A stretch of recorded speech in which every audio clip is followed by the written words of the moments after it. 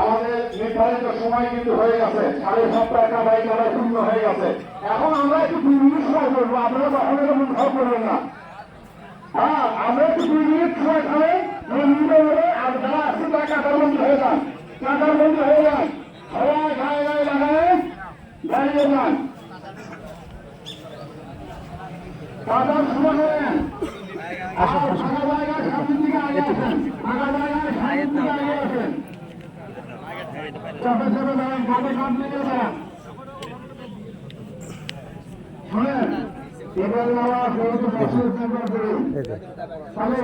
আমাদেরকে কি করতে হবে? একটু শুদ্ধ আলোচনা হয় যে আমরা নিয়োগ করবো যে ইজন